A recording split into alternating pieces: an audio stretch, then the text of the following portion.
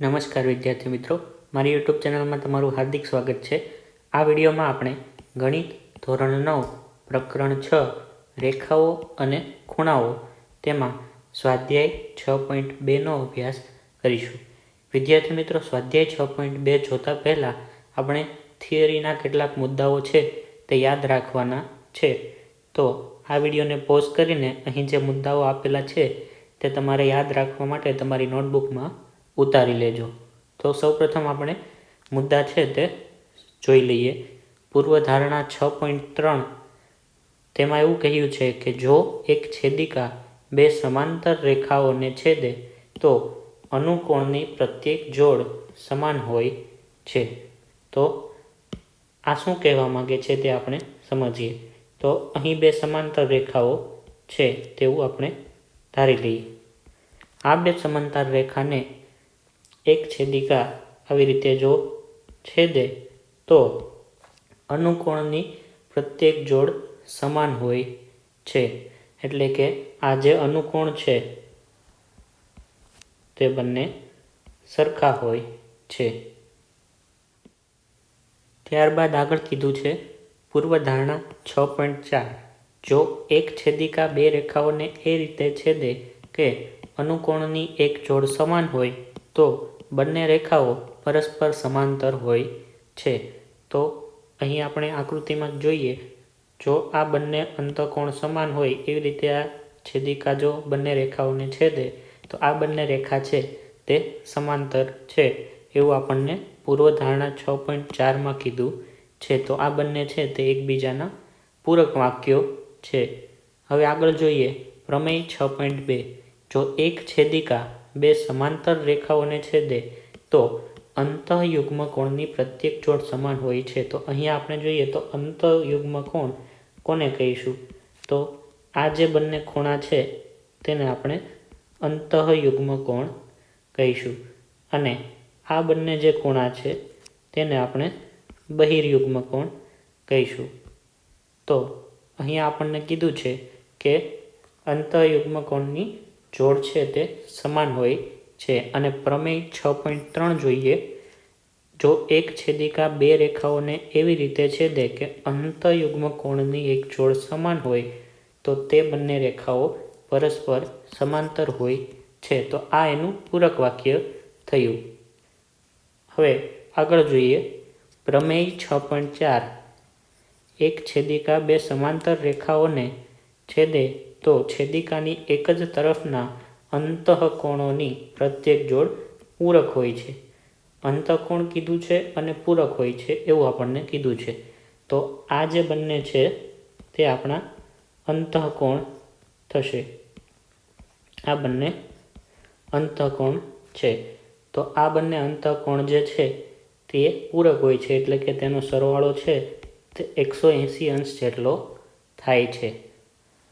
પછી આગળ કીધું છે કે જો એક છેદિકા બે રેખાઓને એવી રીતે છેદે કે છેદિકાની એક જ તરફના અંતઃકોણની એક જોડ પૂરક હોય તો તે બંને રેખાઓ પરસ્પર સમાંતર હોય છે। તો આ એનું વિરુદ્ધ વાક્ય થયું। હવે પ્રમેય 6.6 જોઈએ જે રેખાઓ એક જ રેખાને સમાંતર હોય તો તે પરસ્પર સમાંતર હોય છે। તો આમાં એવું કહેવા માંગે છે કે આ બે રેખાઓ છે તે ધારો કે સમાંતર છે અને આને આપણે નામ આપીએ એ અને બી। હવે બી રેખાને સમાંતર સી રેખા છે તો એ રેખાને સમાંતર સી રેખા પણ કહેવાય, આવું આ પ્રમેયમાં કહેવા માંગે છે। તો આ જે બધા પ્રમેય અને પૂર્વધારણા છે તે તમારે યાદ રાખવાની છે। હવે આગળ આપણે જોઈએ સ્વાધ્યાય 6.2 વિદ્યાર્થી મિત્રો, જો તમે આ ચેનલ પર નવા હોય તો ચેનલને સબસ્ક્રાઈબ કરો અને તમારા મિત્રો સાથે શેર કરો। હવે દાખલા નંબર 1માં કીધું છે આપણને આકૃતિ 6.28માં એક્સ અને વાયના મૂલ્ય શોધો અને બતાવો કે એબી સમાંતર સીડી છે, એટલે કે આ એબી રેખા અને સીડી રેખા બંને સમાંતર છે તેવું આપણે સાબિત કરવાનું છે, અને આ એક્સ અને વાયનું મૂલ્ય શું થશે તે પણ આપણે મેળવવાનું છે। તો આકૃતિમાં જે આપણને માપ આપેલા છે તે સૌપ્રથમ અહીં લખી લઈએ। આ જે છેદિકા છે તેને આપણે PQ નામ આપી દઈએ. તો રેખા PQ છે તે AB અને CDને છેદે છે.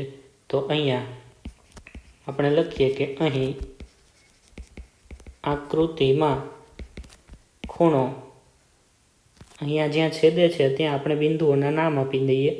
અહીંયા બિંદુ આવે M અને અહીંયા બિંદુનું નામ આપી દઈએ N. તો અહીંયા PMA બરાબર 50 અંશ આપેલું છે, જે અહીંયા આપણને આપેલું છે. ત્યારબાદ ખૂણો CNQ જે છે તે આપણને 130 અંશ આપેલો છે. તો અહીંયા લખીએ ખૂણો CNQ બરાબર 130 અંશ આપેલ છે. હવે PMA વત્તા AMN એટલે કે આ બંને જે ખૂણા છે તેનો સરવાળો 180 અંશ થશે તેવું આપણે જાણીએ છીએ. શા માટે? કારણ કે રૈખિક જોડના ખૂણા છે. તો અહીં લખીએ કે હવે ખૂણો PMA વત્તા ખૂણો AMN બરાબર 180 અંશ, કારણ કે રૈખિક જોડના ખૂણા છે. તો આપણને PMA નું મૂલ્ય ખબર છે 50 અંશ વત્તા ખૂણો AMN છે તેને x કીધો છે. તો અહીંયા આપણે લખીશું x બરાબર 180 અંશ. તેથી x નું મૂલ્ય છે તે આપણને મળી જશે 180 ઓછા 50 એટલે થશે 130 અંશ. તો x નું મૂલ્ય છે તે આપણને 130 અંશ મળે છે. તો અહીંયા આપણે લખી લઈએ 130 અંશ.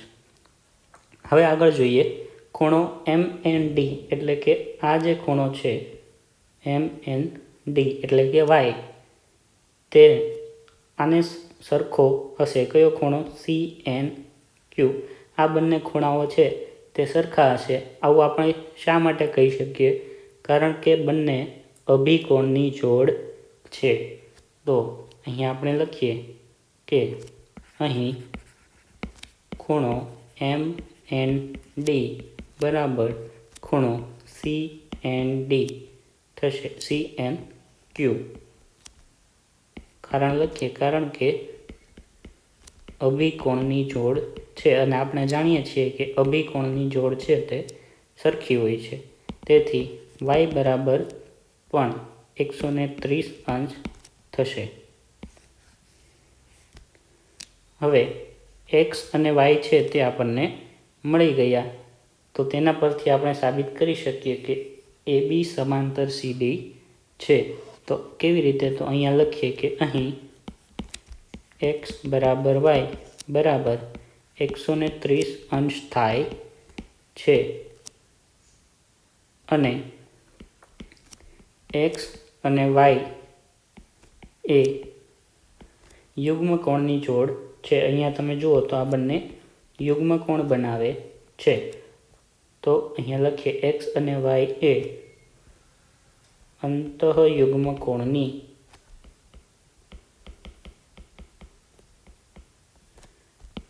જોડ છે અને તે સમાન છે. આથી AB સમાંતર CD જે સાબિત થાય છે. આવું આપણે શેના પરથી કીધું? તો આપણે આગળ પ્રમેય શીખી ગયા પ્રમેય 6.3 મુજબ. અહીં પ્રમેય 6.3માં આપણને કીધું છે કે અંતઃયુગ્મકોણની એક જોડ સમાન હોય તો બંને રેખાઓ પરસ્પર સમાંતર હોય છે. તો તેના પરથી આપણે સાબિત કર્યું કે AB છે તે CDને સમાંતર છે. તો આ થયો આપણો જવાબ. તો અહીં દાખલા નંબર 1 છે તે પૂરો થયો. હવે આગળ જોઈએ દાખલા નંબર 2. આકૃતિ 6.29માં જો AB સમાંતર CD, CD સમાંતર EF અને વાય અને ઝેડનો ગુણોત્તર 3:6 છે તો એક્સનું મૂલ્ય શોધો. તો અહીં વાય અને ઝેડનો ગુણોત્તર આપણને આપ્યો છે અને એક્સનું મૂલ્ય આપણે મેળવવાનું છે. તો સૌપ્રથમ અહીં આપણે વાય અને ઝેડનો ગુણોત્તર આપ્યો છે તે લખી લઈએ. તો અહીં વાય જેમ ઝેડ બરાબર 3:7 આપેલ છે. હવે આપણે જાણીએ છીએ કે ગુણોત્તર આપેલો હોય તો આપણે તેની સાથે કોઈ ચલ સ્વરૂપ છે તે લગાવી દેવાનું. તો ધારો કે વાય બરાબર 3x અને ઝેડ બરાબર, અહીંયા એક્સ આપણને રકમમાં આપેલું છે એટલે અચલ છે તે કોઈ અલગ રાખીએ જેથી આપણને કન્ફ્યુઝન ન રહે. તો 3p રાખીએ આપણે અને ઝેડ બરાબર 7p છે. હવે એક્સ વત્તા વાય આપણે કરીએ તો બંને એકબીજાના પૂરક હશે કારણ કે બંને અંતઃકોણ છે. તો અહીં આપણે જોઈએ કે અહીં એક્સ વત્તા વાય બરાબર 180 અંશ કારણ કે અંતઃકોણની જોડ છે. તો એક્સના સ્થાને આપણે ઝેડ પણ લખી શકીએ કારણ કે એ બંને અંતઃયુગ્મ કોણની જોડ બનાવે છે. તો એક્સ બરાબર ઝેડ થશે કારણ કે યુગ્મ કોણની જોડ છે. તો આને આપણે સમીકરણ 1 કહીએ અને આને આપણે સમીકરણ 2 કહીએ. તો આગળ જોઈએ સમીકરણ 1 અને 2 સમીકરણ 1માં 2ની કિંમત મૂકતા સમીકરણ 1માં સમીકરણ 2ની કિંમત મૂકતા એક્સ વત્તા વાય બરાબર 180 આ સમીકરણ 1 છે તેમાં આપણે એક્સના સ્થાને ઝેડ મૂકીએ તો અહીંયા આવશે ઝેડ વત્તા વાય બરાબર 180 અંશ. હવે ઝેડ વત્તા વાય તો ઝેડ છે તે 7p છે અને વાય છે તે 3p છે. તો 180 અંશ તો 10p બરાબર 180 અંશ. તેથી p બરાબર આપણને 18 મળે છે. તો p બરાબર 18 અંશ આપણને મળ્યું. હવે આપણે એક્સનું મૂલ્ય શોધવાનું છે. તો એક્સનું મૂલ્ય છે તે ઝેડ જેટલું છે અને ઝેડ છે તે 7p છે. તો પીના સ્થાને આપણે 7 મૂકી દઈએ તો 18 + 126. તેથી એક્સ બરાબર ઝેડ બરાબર 126 અંશ. તો એક્સનું મૂલ્ય છે તે અહીં આપણને મળી ગયું. તમારે વાયનું મૂલ્ય શોધવું હોય તો પણ મળી જાય. વાય બરાબર 3p છે અને 18 તેરી 54 એટલે વાયનું મૂલ્ય થશે 54 અંશ. તો આ થયો આપણો જવાબ. તો અહીં દાખલા નંબર 2 છે તે પૂરો થાય છે. હવે આગળ જોઈએ દાખલા નંબર 3. આકૃતિ 6.30માં જો AB સમાંતર CD અને EF લંબ CD અને ખૂણો GED બરાબર 126 અંશ છે તો આકૃતિમાં આપણને ખૂણો GED એટલે આ જે ખૂણો છે તે 126 અંશ કીધો છે. તો ખૂણો AGE એટલે કે આ ખૂણો GEF એટલે કે આ ખૂણો અને ખૂણો FGE એટલે કે આ ખૂણો, આ ત્રણેય ખૂણા છે તે આપણે મેળવવાના છે. તો સૌપ્રથમ આપણે જોઈએ તો ખૂણો GED આપણને આપેલો છે. તો અહીં ખૂણો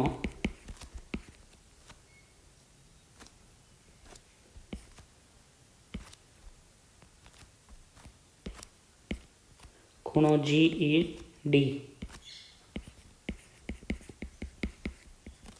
બરાબર 126 અંશ છે તથા E લંબ CD છે તો તો અહીંયા લખીએ તથા EF લંબ CD આપેલ છે.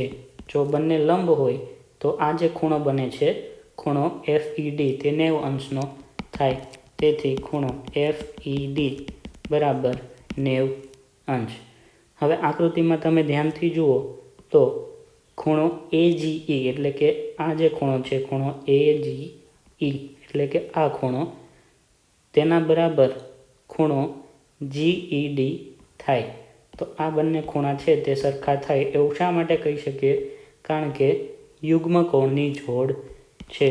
તો અહીંયા આપણે લખીએ કે આકૃતિ પરથી ખૂણો AGE બરાબર ખૂણો GED કારણ કે યુગ્મ કોણની જોડ છે. તેથી AGE નું માપ છે તે આપણને મળી ગયું. કેટલું? GED જેટલું થાય એટલે 126 અંશ. તો ખૂણો AGE છે તે આપણને મળી ગયો. હવે આ જે આખો ખૂણો છે ખૂણો AGE અને વત્તા ખૂણો FGE તે આખો 180 અંશ થાય. શા માટે?